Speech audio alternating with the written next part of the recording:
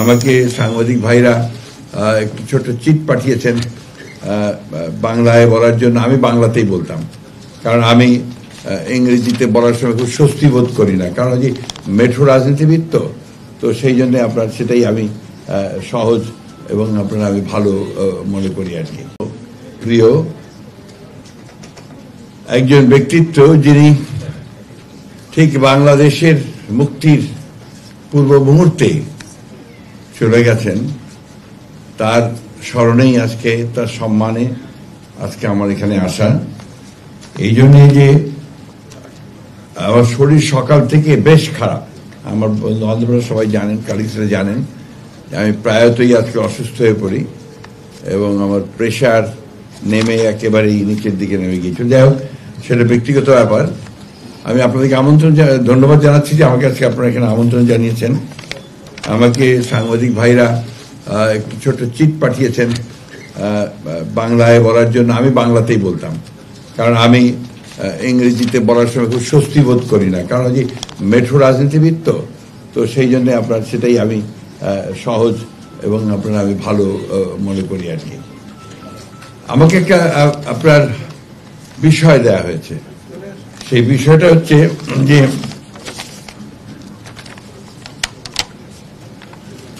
the future of Bangladesh, governance and democracy, বিশাল canvas, এবং যার জন্য গত 100 বছরের বেশি ধরে বোধহয় আমরা এই লড়াই লড়ছি, সংগ্রাম করছি, অসংখ্য প্রাণ দিয়েছি। কিছুদিন আগেই আমাদের প্রায় কয়েক হাজার তরুণ তাজা প্রাণ চলে গেছে। এই বিষয় নিয়ে কথা বলা আমার জন্য নিঃসন্দেহে অত্যন্ত, আমি বলবো যে সম্মানের, কারণ এই লড়াইয়ে যারা চলে গেছেন তাদের প্রতি আমি শ্রদ্ধা জানিয়ে বলতে চাই যে বাংলাদেশ সত্যিকার অর্থেই একটি সুন্দর, একটি সমৃদ্ধ, একটি শান্তিপূর্ণ, সুখী বাংলাদেশের স্বপ্ন দেখছে তার সৃষ্টির পর থেকেই। আমি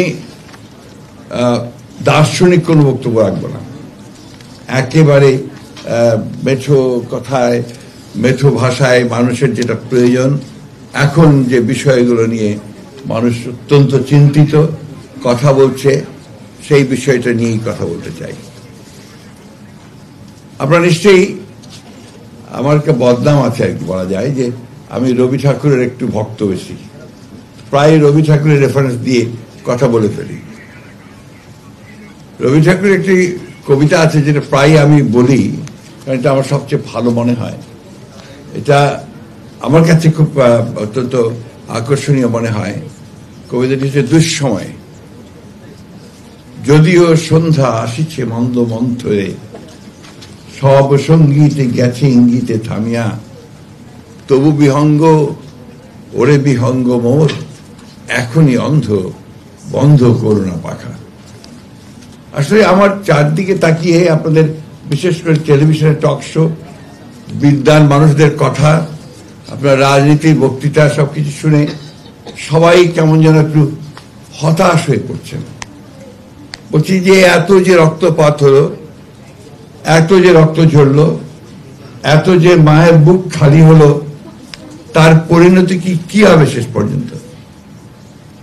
আমি বিশ্বাস করি, দৃঢ়ভাবে বিশ্বাস করি যে ভালো হবে এবং খুব ভালো হবে। কারণ আমরা বাংলাদেশের মানুষেরা চিরকাল ভালোর জন্য সংগ্রাম করেছি, লড়াই করেছি এবং জয়ী হয়েছি। বিশেষ করে আমাদের তরুণেরা, আমাদের ছেলেরা, আজকে বাংলাদেশের যা কিছু ভালো অর্জন সব তাদের জন্য। আপনারা দেখুন, সেই প্রথম থেকে, যদি আমি পুনরাবৃত্তি করতে চাই না, 52 ভাষা আন্দোলন থেকে শুরু করে একেবারে এই শেষ 24 জুলাই আগস্টের আন্দোলন পর্যন্ত, প্রতিটিতেই কিন্তু সামনে ভ্যানগার্ডের যে ভূমিকাটা পালন করেছেন আমাদের ছেলেরা, সেখানেই আমাদের শক্তি।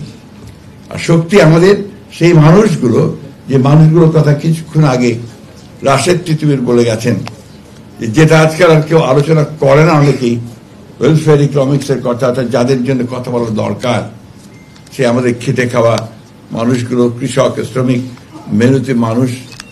বৈষম্য তো তাদের কাছে, পুরো বৈষম্যটা তো সেইখানে।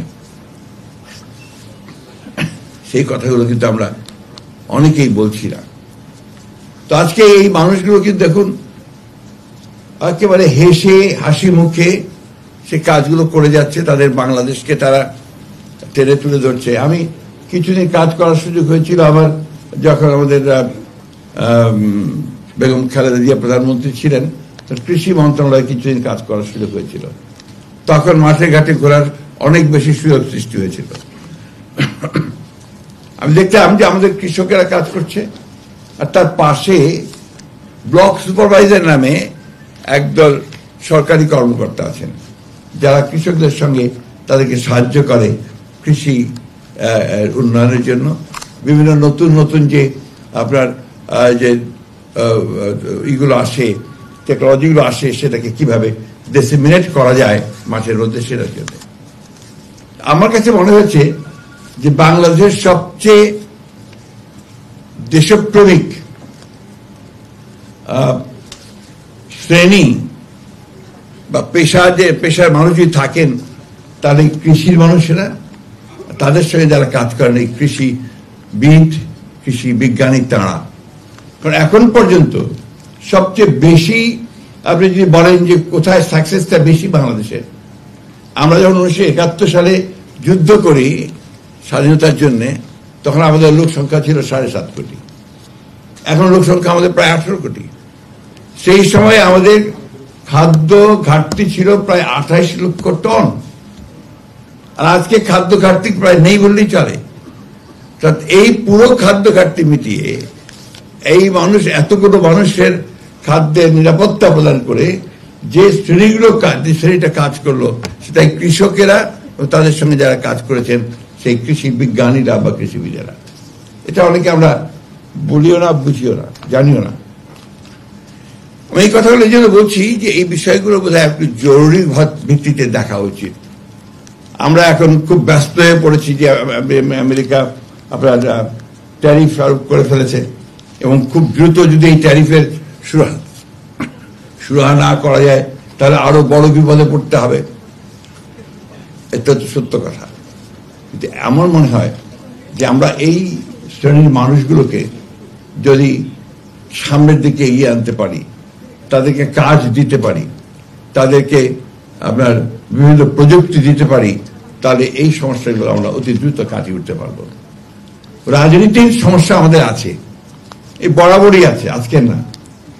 150 বছর আগে যখন ব্রিটিশরা এখানে শাসন করতেন, তখন ওই একই আবার রবীন্দ্রনাথ আনতে হয়। রবীন্দ্রনাথ বলছেন, কাগজ নেড়ে উচ্চস্বরে পলিটিক্যাল তর্ক করে, মাথায় ছোট বহরে বড় বাঙালি সন্তান। পলিটিক্যাল তর্ক করা এটা আমাদের মজ্জাগত।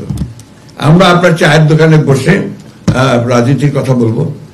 আপনি গ্রামে, আপনারা ঢাকার মানুষেরা জানেন কিনা জানি না, তো আমার মনে ছাত্ররা অনেকেই গ্রাম থেকেই এসছে, যারা অনেক ছাত্র দেখতে পাচ্ছি আমি। গ্রামে গেলে দেখবেন গ্রামের রাস্তার পাশে একটা বাজার, বাজারের পাশে ছোট একটা ঘুমটি ঘর বলি আমরা, চায়ের দোকান থাকে। সেই ঘুমটি চায়ের দোকানে আপনার লাল চা কেউ চিনি দিয়ে খান, কেউ দুধ দিয়ে খান, বলে দেয় আবার এই একটু মালাই মেরে দিও।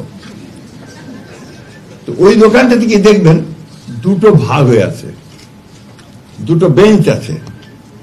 একটা বেঞ্চে আওয়ামী লীগের লোকেরা বসে, আর একটা বেঞ্চে বিএনপির লোকেরা বসে। আমি সত্য ঘটনাটাই আপনাদের সামনে বলছি।